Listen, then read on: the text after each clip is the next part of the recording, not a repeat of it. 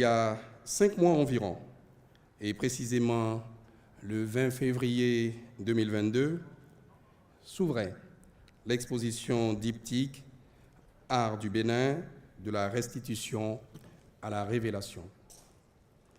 Événement culturel historique, elle était attendue, avec l'appréhension qui caractérise les actions d'une telle envergure, mais aussi avec l'espoir de réussite qu'elle peut engendrer.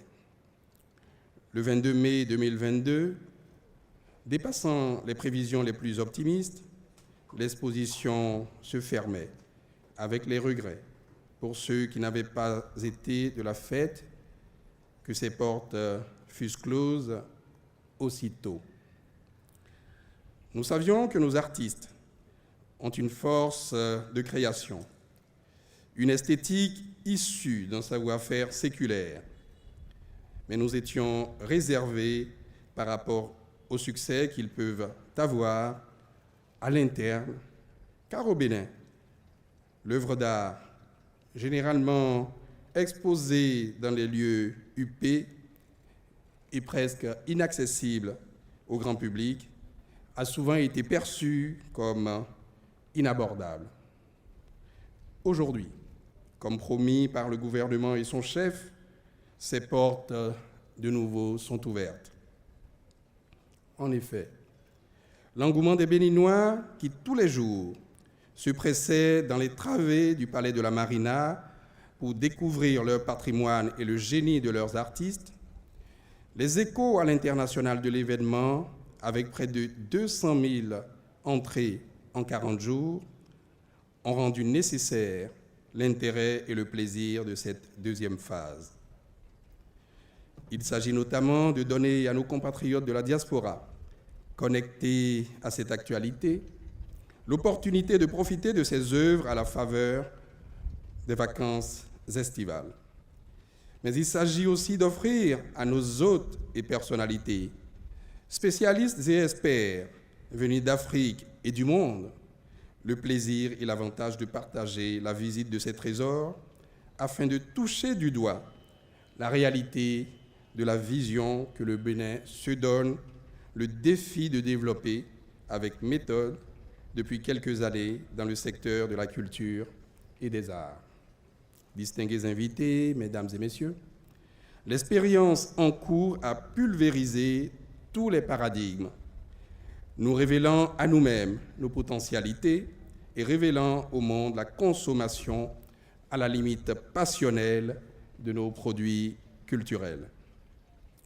Le Point, pour ne pas le citer, célèbre magazine français, a publié cette semaine un article de 5 pages sur l'art tel qu'il se vit au Bénin et sur les stratégies que nous mettons en place pour réaliser les ambitions du gouvernement pour ce secteur. Le Bénin, déjà identifié comme un pays phare en art plastique, a vu ces dernières années un marché se constituer avec une chaîne de valeur. Nous n'en voulons pour preuve que la Galerie nationale, l'un des dépositaires institutionnels de cette exposition, qui œuvre pour la structuration du marché, la cotation des œuvres, ainsi qu'à leur acquisition. Nous voulons parler aussi du Musée d'art contemporain de Cotonou, en cours de création, qui deviendra un outil de promotion et de valorisation des collections, qui réalisera in situ et à l'extérieur des expositions et qui assurera la protection et la conservation des œuvres acquises. Chers professionnels de l'art et de la culture, l'autre champ majeur que nous explorons est celui d'une véritable cité artistique, le quartier culturel et créatif de Cotonou, un lieu de concentration de l'activité artistique et culturelle qui générera une densité d'espace et d'expression des créateurs plasticiens avec tous les services qui leur seront rattachés. Dans cet environnement, l'effervescence se fera en association ou en proximité avec d'autres synergies artistiques telles que les ateliers d'art, les résidences de création, les espaces de performance, les galeries et studios photos, les agences d'artistes, les ateliers d'art numérique et autres cabinets d'architecture, les agences de communication et toutes les commodités y afférentes, à savoir cafétéria, restaurant, snack bar, air aéré, et j'en passe. Le QCC, le quartier culturel et créatif de Cotonou, sera logé dans les ateliers et les anciennes forges de la compagnie ferroviaire, l'ex-OCBN, avec l'ambition d'être l'épicentre du marché de l'art en Afrique et deviendra l'un des endroits incontournables de Cotonou. Mesdames et messieurs les experts, certes, nous voulons des lieux de vie, d'expression et d'épanouissement de nos plasticiens, mais il leur faut aussi des centres de formation, des espaces où ils peuvent bénéficier d'enseignements complémentaires et de renforcement de capacités.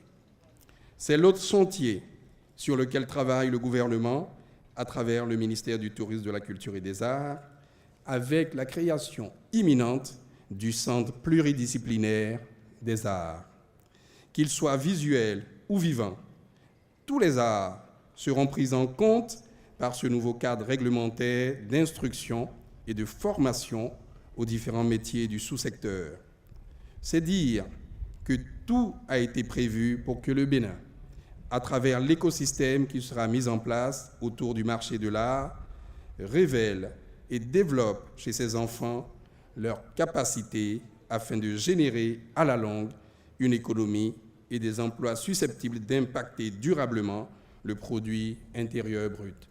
Je tiens à dire que dès la rentrée prochaine, la rentrée scolaire prochaine, nous implémentons les classes culturelles où nos enfants, dans les établissements d'enseignement général, c'est le secondaire, auront la possibilité, évidemment, dans leur curricula, de pouvoir s'exercer à ces arts. Distingués invités, mesdames et messieurs, l'exposition qui ouvre à nouveau ses portes ce jour est construite autour de deux narratifs.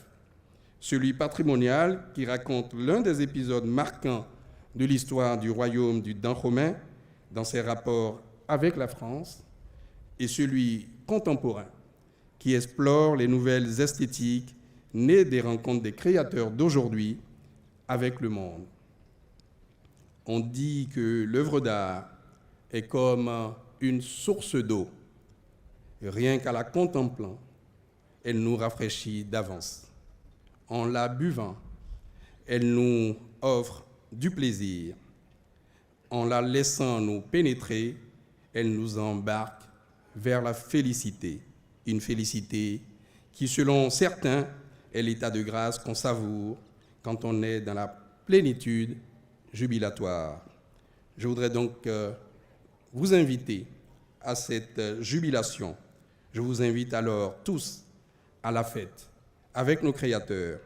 Puissiez-vous en revenir tout transformé en état de grâce. Vive la culture, vive les arts. Je voudrais vous remercier infiniment.